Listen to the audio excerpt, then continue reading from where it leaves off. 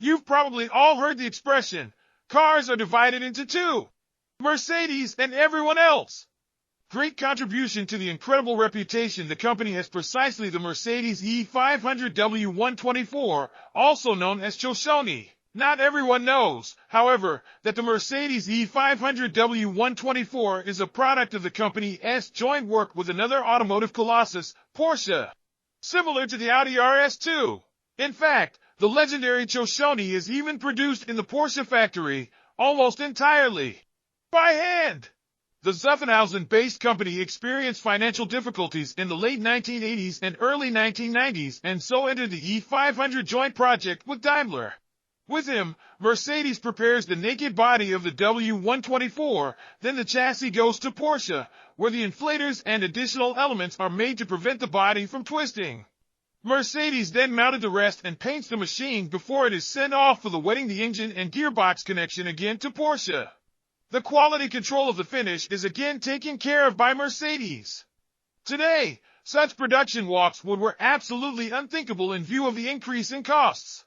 The production of one copy took as many as 18 days, but now looking back in time, it was definitely worth it. The Mercedes E500 W124 is a legendary car that has become a true icon. It's elegant, luxurious, comfortable, and damn fast. Besides, it is also healthy, but really very healthy. The only downside is the price, as it is getting higher every day. Are really well-preserved examples of a few kilometers easily reach sums far higher than those for a brand new E-Class. In the cockpit, everything is arranged in the manner familiar from the standard W124, with the only difference that the speedometer needle in the E500 it can actually reach 250 kilometers per hour if you want it to. When you hit the gas once and the 4-speed automatic back down a gear, the sinfully gurgling V8 starts revving. At 3000 to 4000 the speedometer needle confidently goes to the right. Granted, the acceleration is nowhere near that of today's turbocharged power sedans, but the E500 nonetheless impresses with the potential of its 326 horsepower and 470 newton-meters of maximum torque. You always have enough power for fast overtaking. Still, the 1.8-ton limousine accelerates in 6.1 seconds from 0 to 100. However, the real strength of the E500 is in the comforting movement with the idea that at any second he is ready to erupt. The Mercedes E500 Limited was produced just 500 times, making it a highly sought-after collector-esque classic with a guaranteed increase in value. Mercedes-Benz E500 was produced in the period 1990-1994, actually until 1995. The first units of the Mercedes E500 W124 appeared on the market in 1991. The fast sedan is powered by a 5-liter V8 with 326 horsepower. Unlike the new models, the 124 does not have speeds approaching the number of those in the dashes. Speedbox is automatic, with 4-speed. The cylinders don't shut off. There is no start-stop system, so if you want to own such a car, you will have to put up with high fuel consumption. But trust us, it's worth it. It's the car a true jewel, and the feeling in her of simultaneous luxury, comfort, and speed is simply indescribable. Remember that the car already chasing its 30th year, and the acceleration to 100 kilometers per hour takes only 6.1 seconds. Also, the top speed is limited up to 250 kilometers per hour. Imagine what the Benz is really capable of. By the way, if you're a fan of drag racing, the E500 1T made you ashamed. The time for the car to cover 400 meters is 14.1 seconds. If you are not a fan of the brand, it is unlikely that the Mercedes W124 E500 would make a particular impression on you. The car looks like quite ordinary E-Class, but it is not the same. To distinguish the Chochone from the standard E-Class, which, by the way, is also great, we need to pay attention to the details. The brake calipers are significantly larger and the tires wider. In addition, the E500 is also lower, but in general the differences in vision are not revolutionary. The steering is as direct as it could be in a W124. And thanks to its suspension, the limousine passes comfortably over any bumps.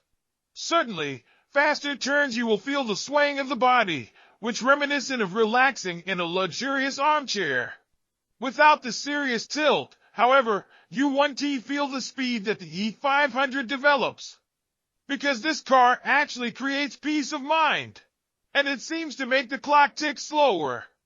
That is why the time of E500 also it's not over. Mercedes-Benz W124 E60 AMG is the de facto top version of the already top version E500, a car in the development of which took part in Porsche. A car that was assembled by hand over 18 days and a car that shared a production line with Audi RS2, the first superwagon and also a machine with iconic status. Ask Porsche about the E500 and they will answer you with, "Yeah, Der Type 2758, as they document the car in Stuttgart." In 1992, Mercedes decided to intervene and created the separate AMG workshop.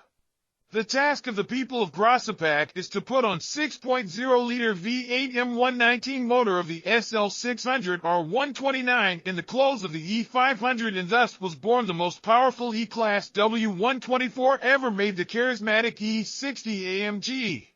The power of the super sedan is 381 horsepower, and towards the sunset of the W124 AMG makes even more special performances with nearly 400 horsepower.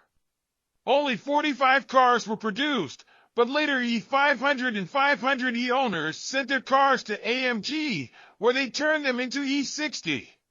The documentation of the original copies contains the entry option 957 AMG technology package. With its powerful 6.0-liter V8 and 381 horsepower, the E60 AMG is considered the absolute top of the sports car food chain sedans from the early 1990s. The Battle W124 was produced in a run of only 126 units.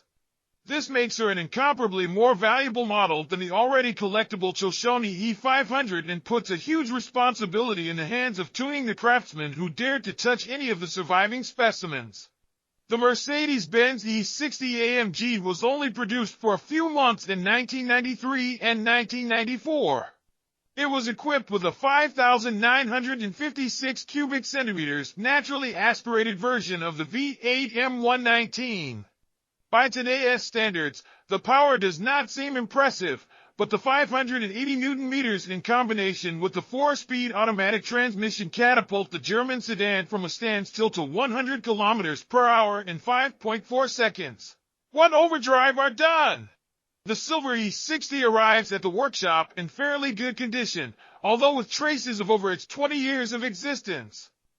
The workshop replaces various rubber seals, chrome details, and those on the suspension. The most serious technical change is the update of the brake system. Overdrive removes the factory discs and calipers 320 mm front and 278 mm rear of our 129 SL600 origin and replaced them with a system from the S55 AMG W220. You can see in one of the pictures how the front 360 mm discs barely fit in the factory 18S. The motor is subject to service only, the transmission has been overhauled, and the exhaust system has been replaced with a new one. When we talk about Mercedes, and a high-class one at that, we can't miss the interior. And the one on the 124 definitely knows how to do it. Impressed. The quality of the materials used in it is simply uncompromising. The leather seats are extremely comfortable, like apart from passing gas, the feeling of sitting in the back seat and drinking some aged drink is also unique. Although the car does not have modern monitors, thousands of buttons and all kinds of things that you will hardly know what they are for, it just looks elegant.